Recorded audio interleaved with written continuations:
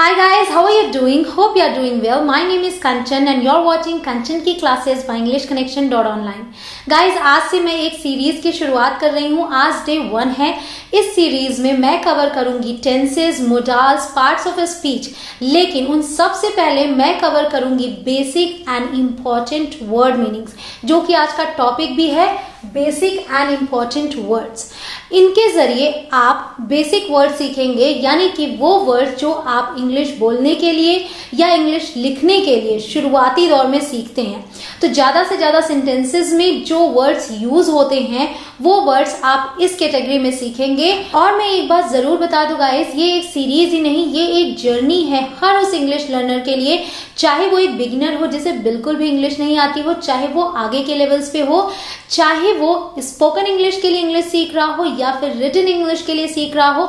हर किसी के लिए ये वीडियोस, ये सीरीज इक्वली इंपॉर्टेंट होगी, क्योंकि इसमें हम बेसिक इंग्लिश ग्रामर सीखेंगे. तो इंग्लिश बोलना ही इंपॉर्टेंट नहीं होता, इंपॉर्टेंट होता है सही इंग्लिश बोलना. और सही इंग्लिश बोलने के लिए आपको आपके ग्रामर का बेस मजबूत करना होगा. वो आपका मजबूत होगा इस सीरीज से. तो बिल्कुल भी मिस नहीं करना है, एक भी वीडियो, एक भी दिन की क्लास आपको मिस नहीं करनी है.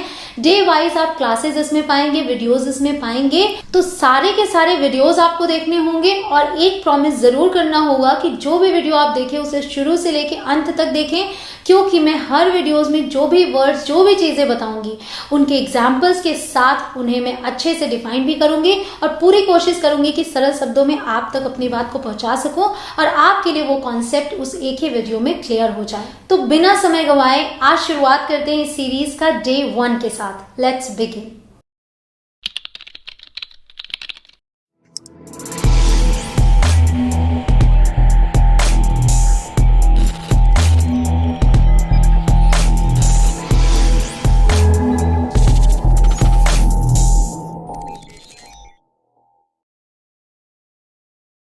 तो आज डे 1 में मैंने जो सबसे पहले वर्ड्स लिए हैं वो हैं this, that, these and those. सबसे पहले मैंने ये वर्ड्स इसलिए लिए क्योंकि जब भी आप कभी इंग्लिश बोलने की या सीखने की शुरुआत करते हैं तो ये वर्ड्स सबसे पहले आते हैं. इन्हें कहा जाता है डिमॉन्स्ट्रेटिव्स. अब आप नाम की वजह से कंफ्यूज ना हो, डिमॉन्स्ट्रेटिव्स याद करेंगे शायद मुश्किल हो, लेकिन अगर आप ये याद कर लें कि डिमॉन्स्ट्रेट का मतलब क्या होता है. टू डिमॉन्स्ट्रेट का मतलब होता है टू शो समथिंग, मतलब किसी चीज को दिखाना. तो बेसिकली हम ये वर्ड्स तब यूज करते हैं व्हेन वी शो और पॉइंट टू पीपल और थिंग्स. जब हम किसी व्यक्ति या वस्तु को दिखाते हैं तब हम ऐसे वर्ड्स यूज करते हैं, चाहे तो हम इशारे से दिखाकर बताएं या फिर हम उसे हाथ में लिए हुए हों और उसकी बात कर रहे हों. तो बेसिकली हम ये वर्ड्स ऐसी सिचुएशन में यूज करते हैं. अब सबसे पहले हम ये बात कर लेते हैं कि इनकी प्रोनाउंसिएशन क्या है और इनकी मीनिंग क्या है, फिर हम आगे उसके यूसेज भी समझेंगे. तो सबसे पहले बता दूं, THIS इसे प्रोनाउंस करते हैं दिस और इसकी मीनिंग है यह. लेकिन स्पोकन हिंदी में इसे कभी कभी ये भी बोलते हैं. जिस तरीके से स्पोकन इंग्लिश और रिटन इंग्लिश में थोड़ा फर्क होता है, उसी तरीके से स्पोकन हिंदी और रिटन हिंदी में भी थोड़ा फर्क होता है. तो अगर लिखने की बात आती है तो आप यह लिखेंगे, लेकिन बोलने में आप ये भी बोल लेते हैं और इसकी प्रोनाउंसिएशन दिस है. ठीक है. अगला है दैट. दैट को प्रोनाउंस करते हैं इस तरीके से दैट, और इसकी मीनिंग है वह, जिसे कि स्पोकन हिंदी में हम वो भी बोल लेते हैं. ठीक है, वो. अगला है दीज. इसे हम प्रोनाउंस करते हैं दीज. इस बात का ध्यान रखिएगा कि यहाँ पे ज के नीचे एक बिंदी है, ये बिंदी, इसे हम ज प्रोनाउंस करते हैं, ज. ठीक है. इसे आप दीज नहीं बोलेंगे. अगर आप दीज बोलते हैं तो वो गलत हो जाएगा, आपको बोलना है दीज. ठीक है, और इसका मतलब होता है ये. अगला है दोज. दोज, यहाँ पे ज के नीचे बिंदी है, आप इसे दोज नहीं बोलेंगे, आप बोलेंगे दो ज. ठीक है, दोज. तो दोज का मतलब होता है वे. इसे हम हिंदी में वे बोलते हैं. अब चलिए सबसे बड़ा डिफरेंस समझिए कि दिस और दैट क्या है, सिंगुलर, यानी कि एक वचन. एक वचन का मतलब हो गया कि किसी एक व्यक्ति या वस्तु के लिए हम इसे यूज करते हैं दिस और दैट. ठीक है. अगला है दीज और दोज. ये दोनों प्लूरल है, यानी कि बहुवचन. बहुवचन का मतलब एक से ज्यादा लोगों के लिए या फिर एक से ज्यादा वस्तुओं के लिए यूज होते हैं दीज और दोज. ठीक है। इसके अलावा एक जो और इम्पोर्टेंट डिफरेंस है वो ये है कि दिस और दीज, यानी कि ये और ये पास की चीजों के लिए यूज होते हैं, यानी कि पास में जब आप कुछ दिखाना चाहते हैं तब आप दिस या फिर दीज का यूज करते हैं। अगर एक की बात कर रहे हैं दिस यूज करेंगे, एक से ज्यादा की बात कर रहे हैं तो दीज यूज करेंगे। और दैट एंड दोज ये आप यूज करते हैं दूर की चीजों के लिए या दूर के व्यक्तियों के लिए, ठीक है। तो दैट एंड दोज ये आप करते हैं दूर के लिए यूज, और दैट करते हैं जब आप किसी एक व्यक्ति या वस्तु की बात करते हैं, और दोज यूज करते हैं जब आप एक से ज्यादा व्यक्तियों या वस्तुओं की बात करते हैं, ठीक है। तो ये हो गया मोटा मोटी फर्क कि दिस और दैट सिंगुलर है, दीज दोज प्लूरल है। दिस और दीज यूज होते हैं पास वाली चीजों के लिए, और दैट और दोज यूज होते हैं दूर वाली चीजों के लिए, ठीक है। एक चार्ट के जरिए आप इसे शायद याद रख पाए अच्छे से। एक तो सिंगुलर है दिस और दैट, प्लूरल है दीज और दोज, ठीक है। और दिस और दीज यूज होता है नियर यानी कि पास के लिए, दैट और दोज यूज होता है फार यानी कि दूर की चीजों के लिए।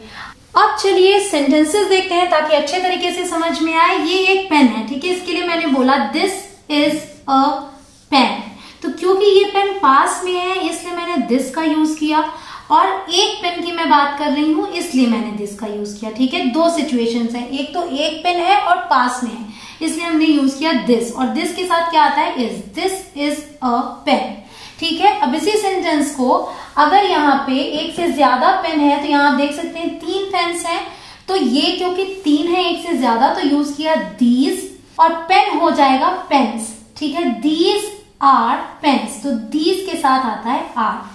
ये सब ध्यान दीजिएगा कि दिस के साथ इज आया, दीज के साथ आर आया, इज आता है सिंगुलर के साथ, आर आता है प्लूरल के साथ, ठीक है।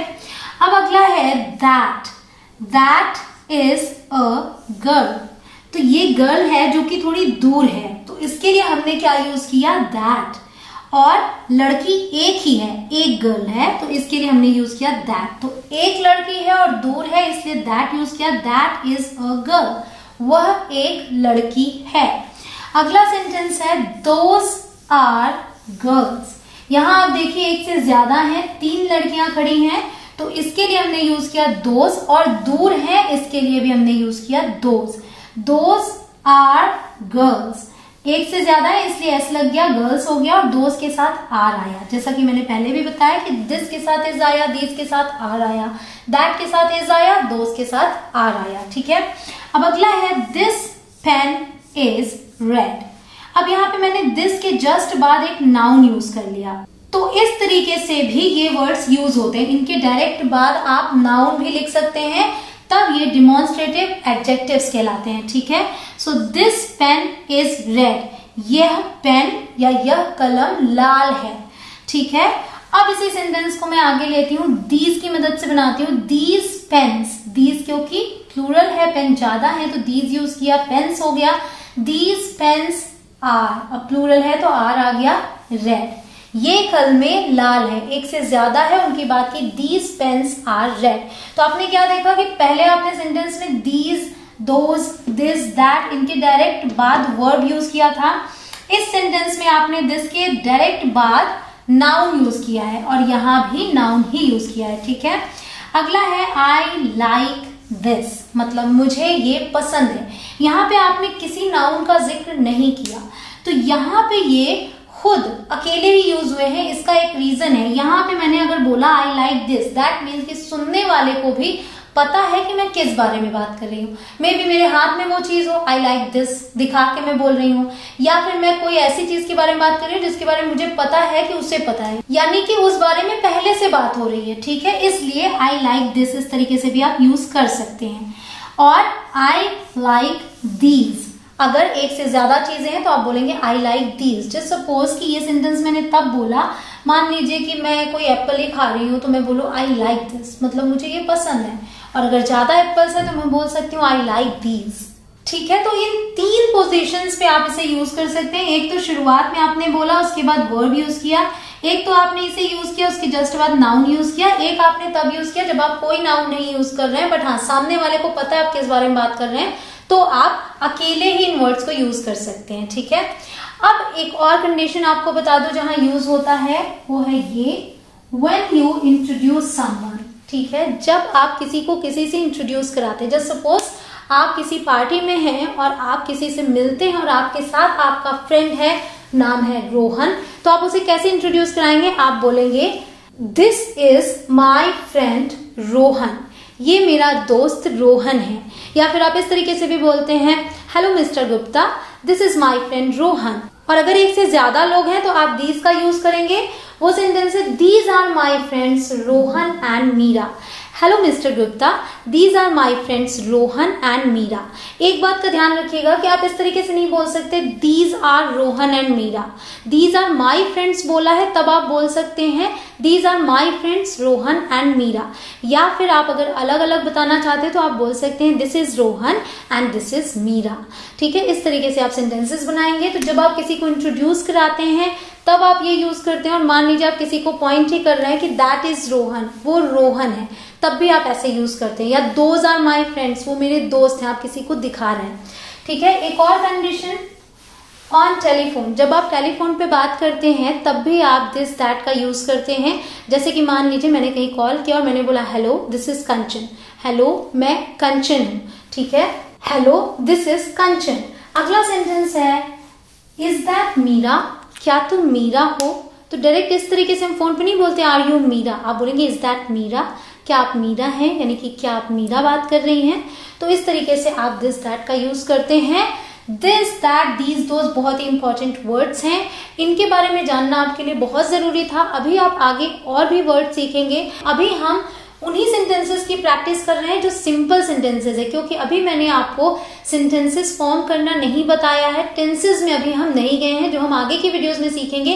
इसलिए सिंपल सेंटेंसेस के जरिए, सिंपल वर्ड्स के जरिए आपको इंग्लिश सिखाने की कोशिश कर रही हूं। अभी आप ले लीजिए एक स्क्रीनशॉट, मैं लेकर आती हूँ कुछ और words.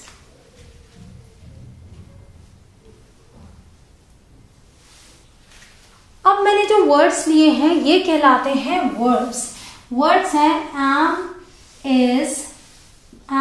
is, are, was, were, will be, shall be, ये कहलाते हैं वर्ब्स। ठीक है, और इसमें सबसे इंपॉर्टेंट चीज ये है कि am, is और are यूज होते हैं प्रेजेंट के लिए। ठीक है, प्रेजेंट। was और were यूज होते हैं पास्ट के लिए। will be और shall be यूज होते हैं फ्यूचर के लिए। ठीक है, तो इन वर्ड्स के जरिए आप ये समझ पाते हैं कि हम किस समय की बात कर रहे हैं। am, is, are प्रेजेंट में यूज होते हैं, was, were पास्ट में यूज होते हैं, will be, shall be use होते हैं फ्यूचर के लिए। तो जैसे ही सेंटेंस में आप इन वर्ड्स का यूज करेंगे, इससे ये समझ में आ जाएगा कि आप प्रेजेंट की बात कर रहे हैं यानी कि अभी की, पास्ट की बात कर रहे हैं यानी कि भूतकाल की, या फिर फ्यूचर की बात कर रहे हैं यानी कि भविष्य की, जो समय आने वाला है। ठीक है, अब हम देख लेते हैं इनकी प्रोनाउंसिएशन। तो ये है am, इसे हम प्रोनाउंस करते हैं am या फिर am। तो हल्का सा प्रोनाउंसिएशन में फर्क आता है, इसे हमने जल्दी से बोला am और इसे हमने बोला am।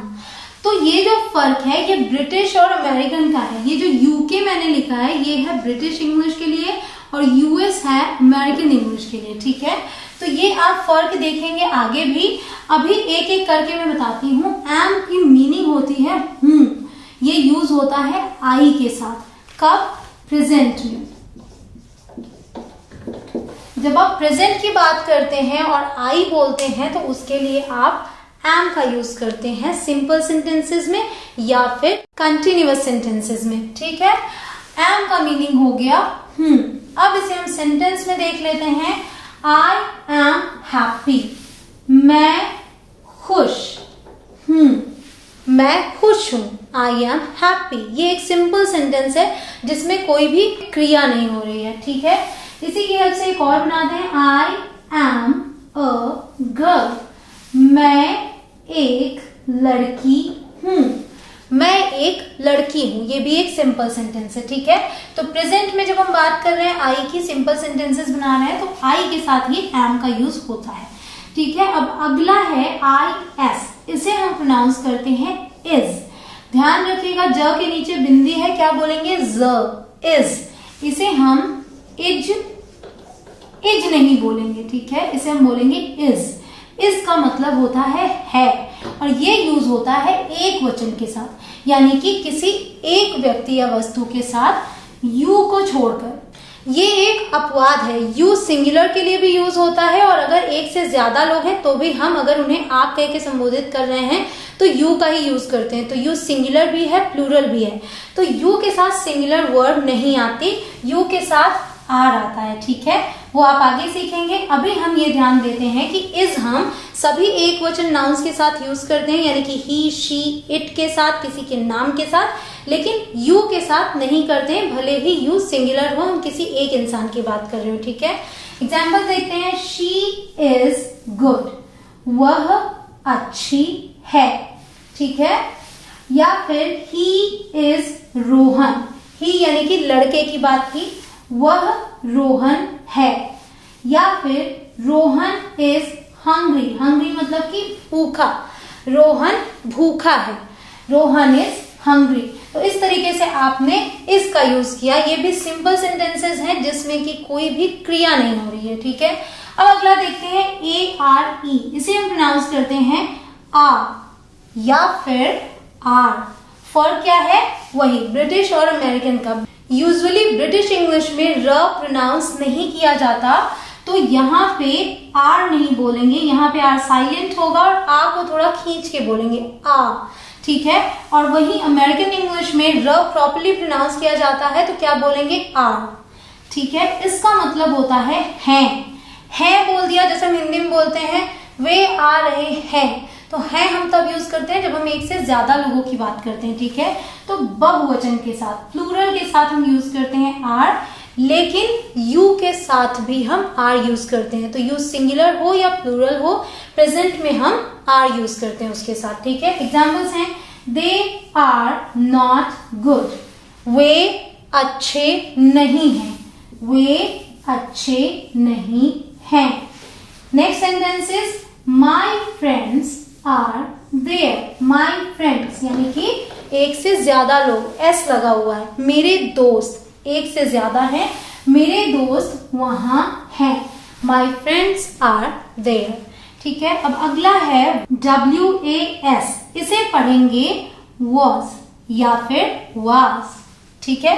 दो प्रोनाउंसिएशन, एक को हल्का सा अ करके जल्दी से बोलेंगे was और दूसरा was, ठीक है। फर्क क्या है? was हम बोलते हैं ब्रिटिश इंग्लिश में, was हम बोलते हैं अमेरिकन में, ठीक है। इसका मतलब होता है था, एक वचन के साथ यूज होता है। और यहाँ भी यू, अगर एक वचन की हम बात कर रहे हैं किसी एक इंसान की, तो भी हम यू के साथ was का यूज नहीं करते, ठीक है। तो यू को छोड़कर और सभी एक वचन के साथ was का यूज होता है। एग्जाम्पल्स हैं, I was with him, मैं उसके साथ था, मैं उसके साथ था। अगला सेंटेंस देखते हैं, she was here, वह यहां थी, ठीक है। तो यहां पे मैं था के साथ थी भी लिख सकती हूं, क्योंकि अगर लड़की के लिए यूज होगा तो थी हो जाएगा इसका मतलब। she was here, वह यहां थी, ठीक है। यू के साथ हम was नहीं यूज कर सकते। अब आगे देखिए, वो है WERE, इसे बहुत लोग वेयर प्रोनाउंस करते हैं, जो कि गलत है। इसकी सही प्रोनाउंसिएशन है वर या फिर व को थोड़ा खींच के बोलेंगे, र का साउंड नहीं आएगा, व ब्रिटिश इंग्लिश में। अमेरिकन में र प्रॉपर बोलेंगे और बोलेंगे वर, ठीक है। सो इसकी मीनिंग होती है थे, और ये यूज होता है बहुवचन के साथ और यू के साथ भी। तो अगर हम सिर्फ एक व्यक्ति की बात कर रहे हैं यू करके, या फिर एक से ज्यादा व्यक्तियों की बात कर रहे हैं यू करके, तो भी हम उनके साथ वर ही यूज करेंगे, ठीक है। एग्जाम्पल है, दे वर नॉट देयर, वे वहां नहीं थे, वे वहां नहीं थे, ठीक है। अगला सेंटेंस है, यू वर देयर, तुम वहां थे। तो वर आपने देखा यू के बाद भी आया, ठीक है। यू वर सैड, तुम दुखी थे। तो आपने देखा कि था, थी, थे, यानी कि पास्ट की बात, भूतकाल की बात की तो हमने क्या यूज किया, वॉज और वर। और हूं, है, हैं, ये प्रेजेंट की बात की तो हमने क्या यूज किया, am, is, are. Simple sentences बनाने के लिए, इंग्लिश बोलने की शुरुआत करने के लिए ये वर्ड्स बहुत ही ज्यादा इंपॉर्टेंट हैं। अब अगला है WILL, विल बी। इसे क्या पढ़ेंगे, विल बी। इसकी मीनिंग है होगा, होगी या होंगे। होगा यूज होगा लड़के के लिए, होगी यूज होगा लड़की के लिए, और होंगे यूज होगा एक से ज्यादा लोगों के लिए, ठीक है। और ये यूज होते हैं सबके साथ, यानी कि I, we, you, they, he, she, it, सबके साथ आप विल का यूज कर सकते हैं। लेकिन एक अपवाद है कि शैल बी जो है, ये है SHALL, जिसे बोलते हैं शैल बी। याद रखिएगा ये वाला श है शैल बी, इसका भी मतलब होता है होगा, होगी, होंगे, और ये आई और वी के साथ यूज होता है। और इन्हें छोड़ के सबके साथ आप विल बी यूज कर सकते हैं। लेकिन मॉडर्न इंग्लिश में आप विल बी आई और वी के साथ भी यूज कर सकते हैं। तो एग्जाम्पल्स देखते हैं, ही, शी या फिर दे, कोई भी नाम भी हो तो हम बोलेंगे विल बी देयर। तो अगर मैं बोलती हूँ ही विल बी देयर, वह वहां होगा। मान लीजिए मैं ये बात कहती हूँ कि जब तुम वहां जाओगे तो वह वहां होगा, तो वह वहां होगा उसके लिए है ही विल बी देयर, ठीक है। अगला है आई या फिर वी शैल बी देयर। जब तुम वहां जाओगे, आई शैल बी देयर, मैं वहां होंगी, या फिर वी शैल बी देयर, हम वहां होंगे। तो इस तरीके से हम यूज करते हैं विल बी और शैल बी का। आई के साथ आप विल बी भी बोल सकते हैं और बोल सकते हैं I will be there, we will be there, ठीक है। तो आपने क्या सीखा कि विल बी और शैल बी फ्यूचर के लिए यूज होते हैं, और सब के साथ विल बी आप यूज कर सकते हैं। आई और वी के साथ आप शैल यूज कर सकते हैं, और आई और वी के साथ आप विल भी यूज कर सकते हैं। तो ठीक है, आपने सीखा am, is, are, was, were, will be, shall be, इनकी सही प्रोनाउंसिएशन की प्रैक्टिस करना बहुत जरूरी है गाइस, ताकि आप सही इंग्लिश बोल सकें। इनकी ये मीनिंग्स हैं, ये बताया गया है कि ये सिंगुलर के साथ यूज होते हैं या प्लूरल के साथ यूज होते हैं। ये हो गए एग्जाम्पल्स। आई होप कि आपके लिए ये कॉन्सेप्ट क्लियर हो गया हो। अब आप ले लीजिए एक स्क्रीनशॉट।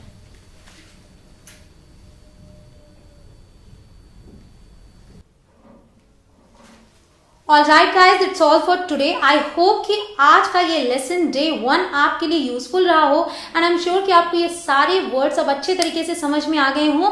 अगर आप एक बिगिनर हैं, आप इंग्लिश बोलने की शुरुआत ही कर रहे हैं, तो ये सारी वीडियोस आपके लिए बहुत ज्यादा हेल्पफुल होने वाली हैं। तो अगर आप चैनल पर नए हो तो चैनल को सब्सक्राइब कर लें, उसके बाद आने वाले बेल के निशान को जरूर प्रेस करें, ताकि आप इस सीरीज का एक भी पार्ट मिस ना करें। डे 2 में मैं लेकर आऊंगी कुछ और बेसिक एंड इंपॉर्टेंट वर्ड्स जो कि आपको इंग्लिश बोलने में बहुत ही ज्यादा मदद करने वाले हैं। एक बात जरूर कहूंगी गाइस, अगर वीडियो पसंद आई हो तो लाइक जरूर करें। अगर आपको वीडियो पसंद नहीं आई हो तो आप बेशक डिसलाइक भी कर सकते हैं।